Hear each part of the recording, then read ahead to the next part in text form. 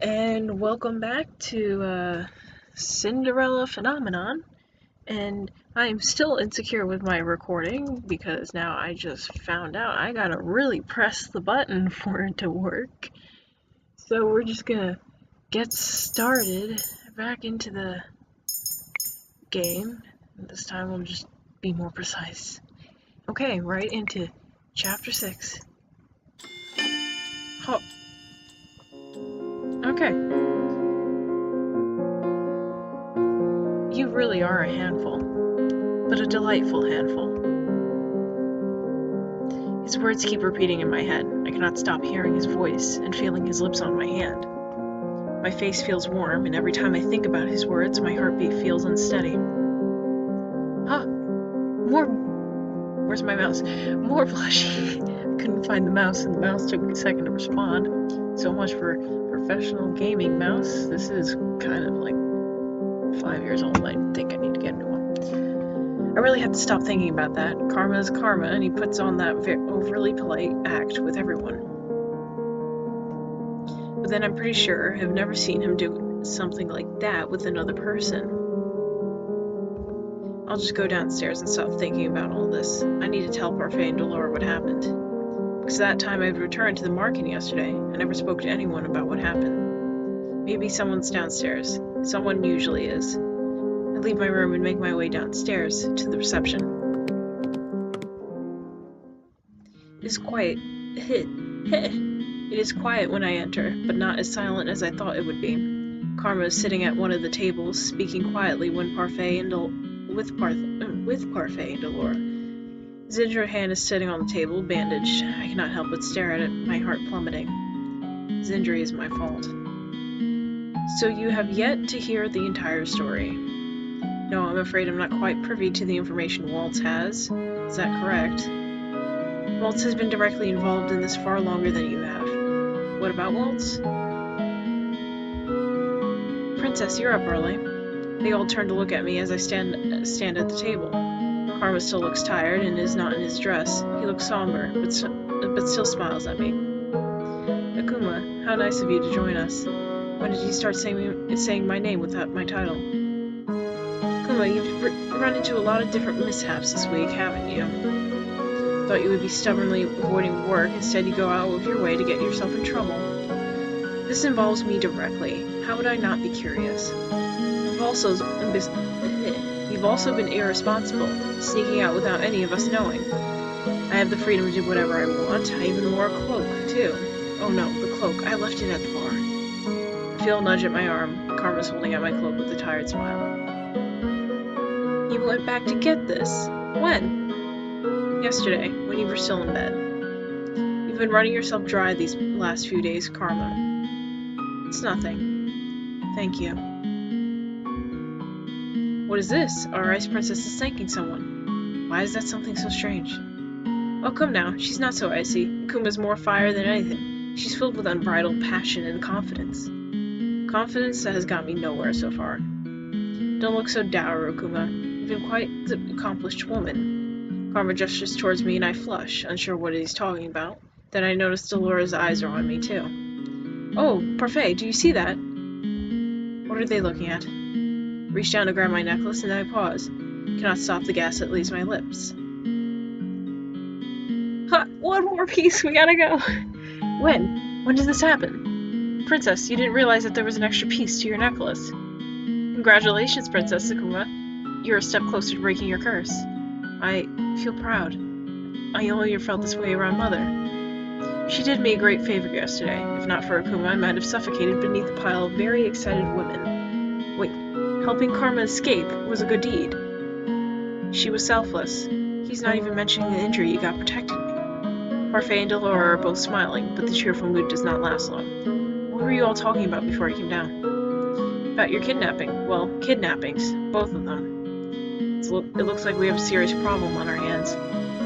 What do you know about this? What does Waltz know that I don't know? Princess, it's more about what everyone else knows that you don't.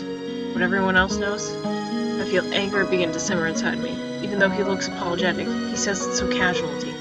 What are you all hiding from me? Let's gather everyone later, shall we? I think Waltz might want to be here for this too. What does Waltz have to do with any of it? Be patient, Princess. You've already waited this long. What's another few hours?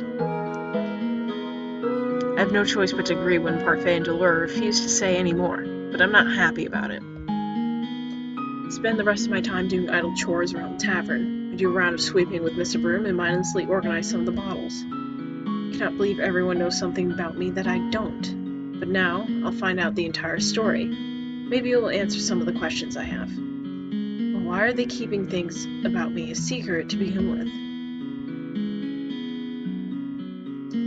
Delore gathers everyone in the tavern to discuss the kidnappings. I decide to sit in between Waltz and Karma.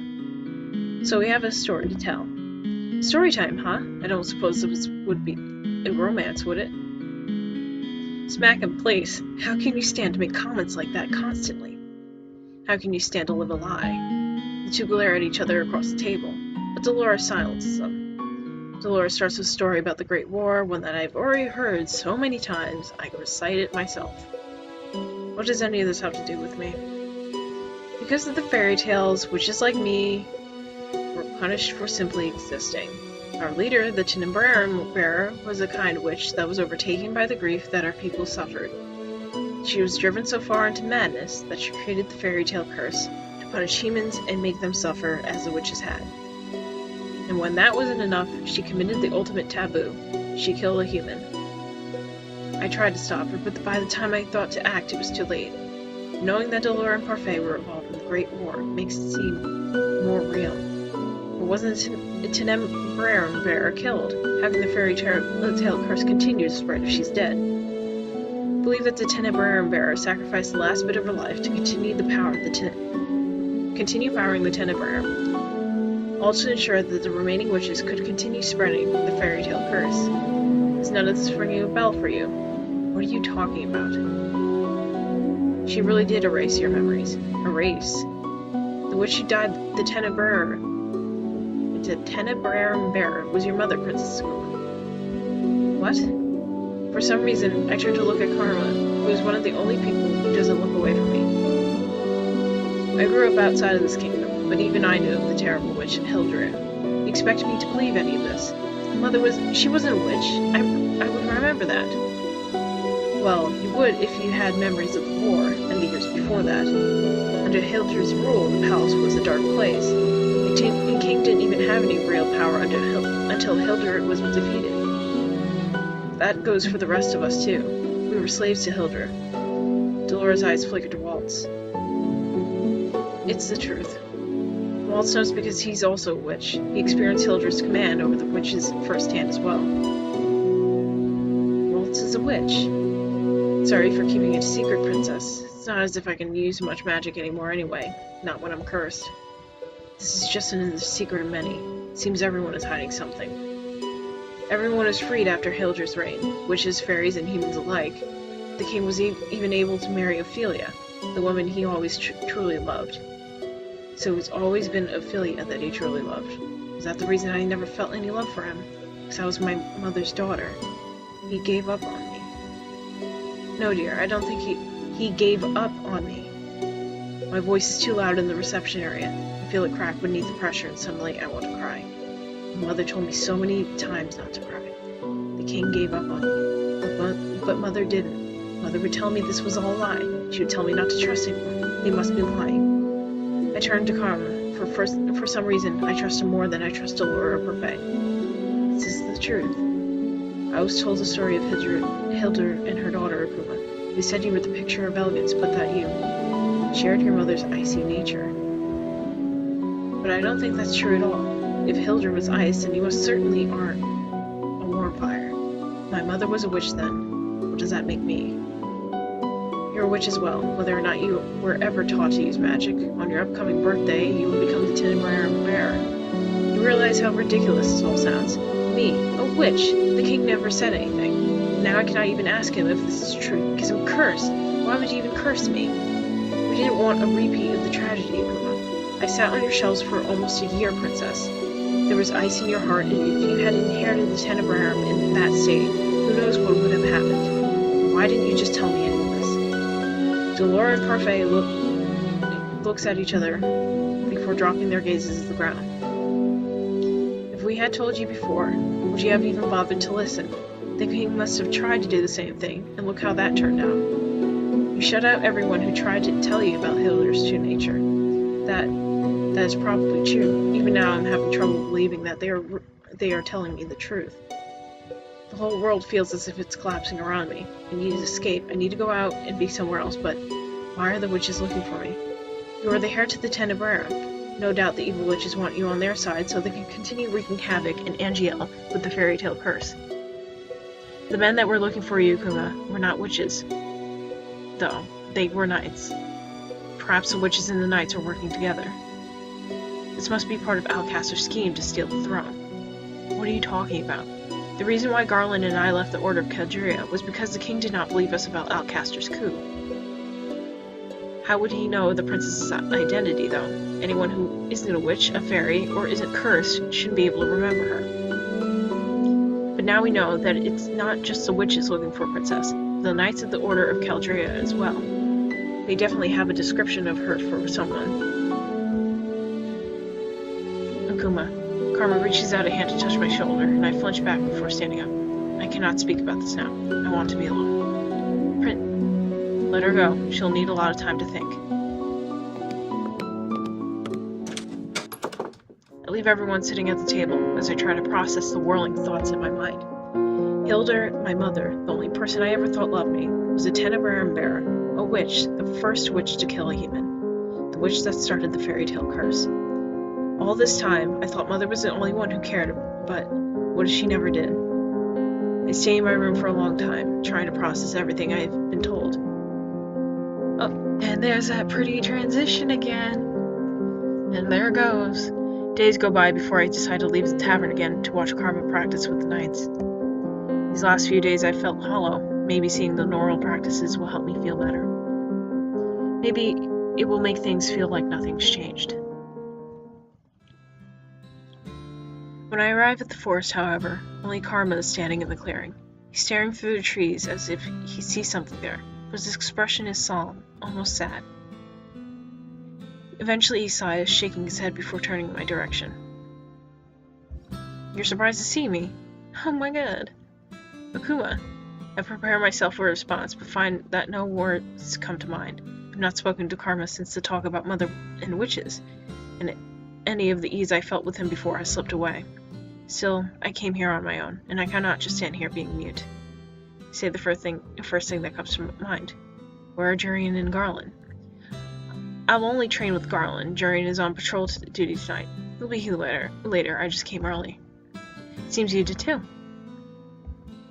Kuma, are you okay? I'm sorry I haven't been by to see you. It's not as if you owe that to me. I don't owe it to you, but I truly wanted to. I've just been busy these last few days, scouting the town for information. As much as I want you to come with me, why would you ever have wanted to pair up with someone like me anyway? Why, Princess, that's because I'm bitter and cold, and even though I want to change, all I can think about is myself. But now I want to change because I do not want to be the same as my mother. Isn't that selfish? Maybe so, but I believe you're being selfish for the right reasons. An entirely selfless person cannot survive in this world. Before we can make others happy, we have to be happy ourselves. Happy? Ourselves? Yes. An angry person holds resentment toward everyone, and it mars whatever good deeds they seek to do. That is why I cannot complete my good deeds. Wrong. You've already got one done. Recognize the need for change is always a good thing, Akuma. Regardless of the motivation, you are trying to become a better person. That is what matters. God. He takes a step forward, then puts his hands on my shoulders, and leans down until I can look right into his eyes. Karma's serious expression startles me, as his touch. It is never too late for anyone to change. You taught me that. What? How could I have taught Karma anything? Do you mind if I tell you a story, Akuma? He's standing too close. Frick, don't move. With his face so close, all I can do is stare right into his eyes. Karma's hands tighten on my shoulders, and for a few moments I feel a panic rising in my chest. Then Karma steps away from me with a rough shake of his head. Karma. Next time I do that, Akuma, feel free to push me away. What? It's better that way. What does he mean by that? He never answered. Will he listen to my story? Alright. Once upon a time in a land far, far away, oh god, there lived a crown prince from a kingdom called Brigantia. Brigantia is one of the neighboring kingdoms, so this isn't make-believe.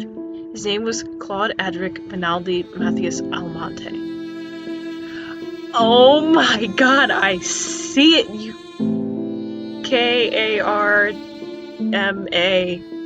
Karma. Karma. But because his name was such a mouthful, he settled for an acronym as a nickname, at least around the palace, where it was acceptable.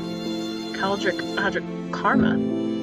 Prince Claude was a man who flaunted his beauty and talents to all that he met. He often used his title to get what he wanted. Prince Claude was a selfish man who felt he was entitled to everything that he had. He was vain and often left his castle unattended, so that he could avoid his responsibilities. Then one day he chanced upon a beautiful maiden in the town square. He led her around the whole day, being as charming as he possibly could. Then at the end of the day he asked the woman to be his lover. She agreed, but their time together did not last long. Only weeks later, Prince Claude threw her away as one throws away an object, and broke the woman's heart, and she cursed him. That beautiful maiden was a witch, but Prince Claude found out too late. The witch said she would make his beauty, his vanity, a curse. To make even beauty a curse. Ashamed of being cursed, Prince Claude donned a disguise and left his kingdom behind. He's been gone for nearly a year now, and most probably assume he is dead. But in truth, the prince had come to NGL, seeking a way to break his curse.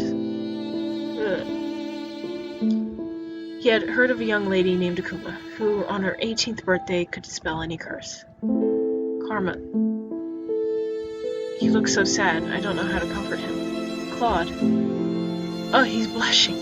He's blushing. Karma. Claude turns a startling red as he stares at me for a few moments. He does not speak. Then he bursts out laughing. I stare at him in shock, not understanding his reaction. I feel myself flush. Isn't that your real name? No, darling, it is. But hearing you say my name, well, it sounds so much softer out of your lips. I rather like it. Oh, now she's blushing. We're gonna play the blushing game. My cheeks are warm again. How is it that he is always able to make me feel this way? I will call you by that name if it makes you so happy. Let's make it a secret between the two of us. I'm still Miss Karma here. Besides, I'd rather you kept that name for my ears only. Makes me feel more special that way. More special. At that moment, Garland shows up for practice and Claude politely excuses himself. I watch the two of them trade blows. Claude favors his other hand, but his blows still come quickly, even with his injury. The more Claude tells me, the more I realize that he's like me, a noble curse for being selfish. But how do I help break his curse? Why can't he tell me? As practice is drawing into a close, Claude asks Garland the usual question. Have you confessed to Jurian yet? Garland only shakes his head in reply. The two men sheathe their swords, and Garland looks almost sad as he turns to make his way back to the tavern.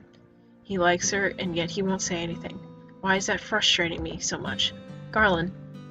Yes, Princess. You have to tell Jurian. Claude told me before that confessing is hard, but what Garland is going through looks even harder. Princess, you know I'm incapable. No, you think you're incapable, but if you never say anything to her, you'll never know. If I say something wrong, I risk losing everything that I already have with her, and if you say nothing, you risk losing what you could have with her. Akuma is right. Maybe you should really tell her, Garland. But before Claude was adamant that Garland shouldn't confess to Jurian, what changed? If I mess this up, let's try looking at it through another lens. Imagine that Jurian is Akuma. How do you think she would like to be confessed to? I frown at the two men, arms crossed. Excuse me? Well, you and Jurian are very similar. You're both very straightforward. Confess to the princess. My eyes move to the Claude, but only fleetingly, before they are once again on Garland. You just need to do something simple, Garland. Something that will not rub her the wrong way. A maiden's heart is ever fragile, and each woman is different. Claude is wearing an amused smile on his face, but he's looking at me, not Garland. I feel my face flush and have to look away. Akuma, your tomato red again. It's adorable. Blushies. Blushies. All the blushies. I cross my arms over my rapidly beating heart again and force a scowl on my face. No, I was just thinking about what Garland could do. Something simple, like when Karma kissed my hand night. Garland kissing Jurian's hand is probably not a good idea. Maybe he could do what Claude and I did that one day in town. He can buy her some food, and then they can just talk. Garland, have you ever just asked Jurian out for food? Not alone. Jurian is practical, and she always eats at the tavern. She's also always on duty if she's available. I'll take her patrol shift 2 nights from now, then, and tomorrow you can ask her out for a meal. We can make your invite a grand affair. We can drape banners on the walls, or I could give you a rose. That sounds like a terrible idea. I am offended. I feel like if I did something like that for Jurian, she would get embarrassed and punch me. Sounds like another lady that I know. Claude grins at me, but I just roll my eyes. Garland, just ask her normally. Then when you are out alone together, you can confess. And we'll make sure you have the time to do it. I'll purposely come late to practice tomorrow night, so you can ask her out for that date. How does that sound? You two really think I can do this? You just have to ask the question. Whatever follows will at least be an answer. Tomorrow night, then. Good man. I'm sure it will go swimmingly. Or I could drown. Or I could drown.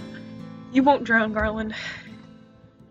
Garland excuses himself with the nervous smile before Claude turns to me expectantly with a mischievous grin. Now, Akuma, we'll come here early tomorrow and spy on them. We need to scope out a good spot. Spy on them? Of course, we need to make sure that our efforts pay off. I don't think we should. You don't want to see how it plays out? I immediately shake my head, unable to put my emotions into words. For some reason, I'm imagining myself in Jurian's position. It feels too personal. Claude's likeness suddenly springs to mind. I feel my face grow hot again. Akuma, you've been oddly out of it today. Claude reaches out a hand towards me, then abruptly pulls away. I stare as he smiles at me, almost sheepishly. The conversation between us dies, and we return to the market. I can't stutter enough, and I already have.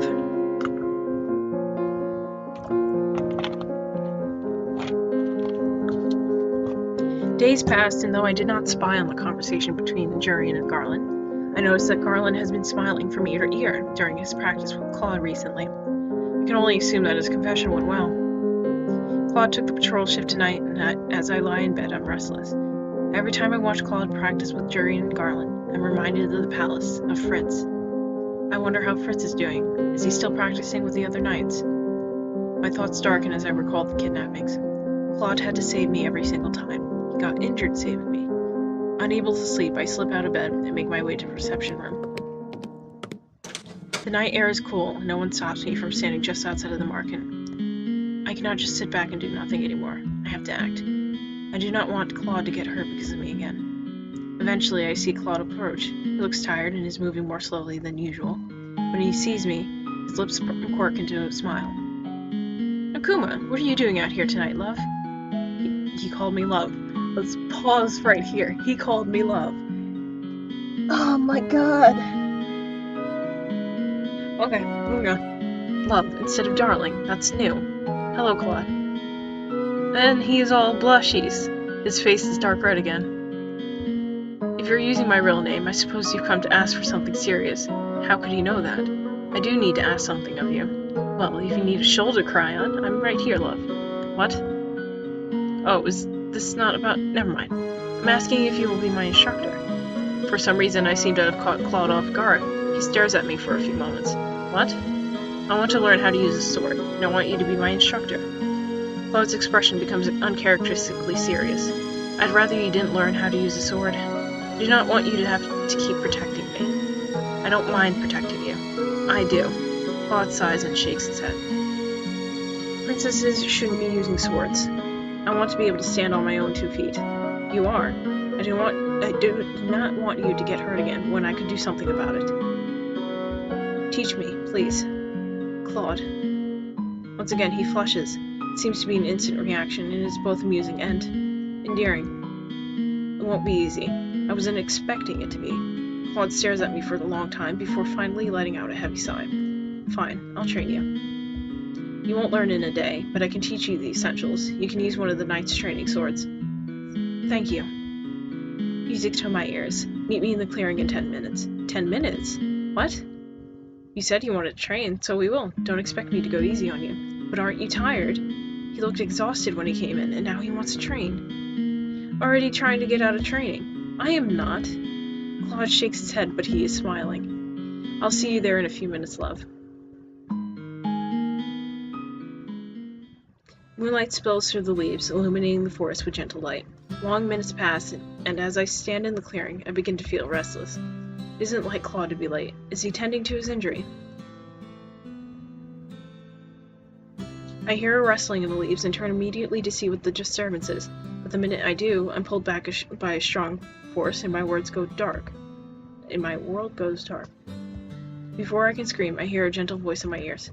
Lesson 1, Akuma. When apprehended by an enemy that you cannot see, remain calm and use your 5 senses to judge how best to get the upper hand. This voice is coming from right behind me.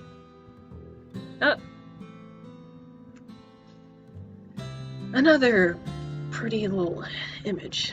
Okay, Claude. I become aware that this is the closest you've ever been to me, with my back pressed to his chest like this. Panicking disorients the mind. That is why you must remain cool under any circumstance. How could I not panic? Any normal person would panic. Still, I try to force myself to be calm. Lesson 2. Enemies will often let down their guards when they think they have the upper hand.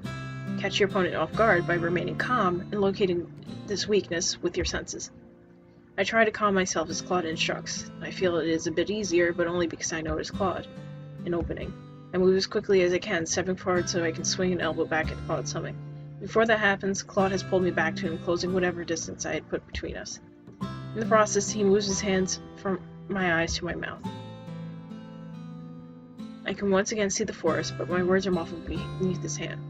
Another thing to remember, you won't always be able to catch your enemy off guard by throwing punches or hits at them. Your opponent will usually always be stronger than you, Akuma. Remember what I said about weaknesses. Enemies will often let their guards down when they believe they are winning. Just like I have. An opening.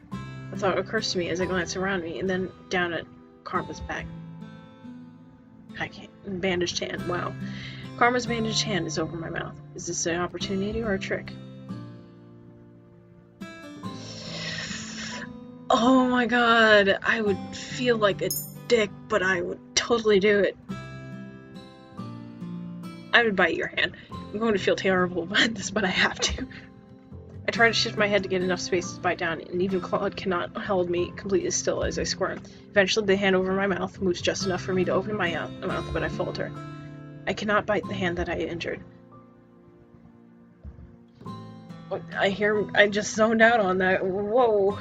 We're gonna go back a couple times. I'm going to feel terrible about this, but I have to try.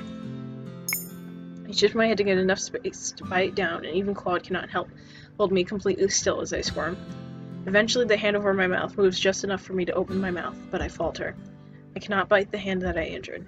Unable to do anything else, I mutely shake my head and I hear Claude groan. In one swift motion, he pushes me down to the ground, pinning my hands by my head as he frowns at me. You're not even going to try and find an opening. I glare at him. I'm not going to bite your hand. Bite my hand? I didn't even think of that. But you made it obvious. You put your hand over my mouth. I'd meant for you to try moving my hand. Pushing back a person's thumb usually causes their grip to loosen. How was I supposed to know that? Experience is the best means of practice, as they say. I have a complaint about that particular lesson, but I withhold it. That was a pretty good attempt, love, but not good enough, I'm afraid. I wasn't expecting you to come at me like that. I was expecting a sword practice. You weren't expecting a man to kidnap you in the alleyway, were you? I glare up at him, unable to say anything but because he is right. You're oddly quiet. It is hard to find an opening to hurt you when you're not really my enemy. He does not move, but continues to stare at me. His face is close enough mine. Close enough to what exactly? Kuma, do you trust me to protect you? That's not the point. I need to be able to protect myself. Because you're planning on investigating the witches on your own. No, I want to be able to protect myself because I do not want you getting hurt protecting me. Claude leans down and I can feel his hair at my neck. At my cheek. At my neck. At my cheek. Oh my god, 2 different things and Nicole can't get this straight. For a few moments, everything slows to stop, and all I can hear is my heartbeat and his slow breathing. Once you set your mind to something, you don't let go, do you? Claude pulls away from me before I can respond, and he's standing again, offering me a hand. Let's get started with some sword work, then. Pleasant smiles back on his face. I can never tell what he's thinking at times like these. What are you really like, Claude? Chapter 7, Thorny Rose. Flip back. Oh, yes, we're doing another. Well, shit. Went down, and it won't come back up. And it won't come back. And the game has stopped working for some godforsaken reason. Okay, we're gonna shift through. Nope. Oh. Oh. Nope. Absolutely not. It does not want to work. And that is unfortunate. So that means we're gonna have to end this video now, because it does not want to come back. But in the meantime, I shall fix this. Hopefully. Who knows? We'll see. Sayonara.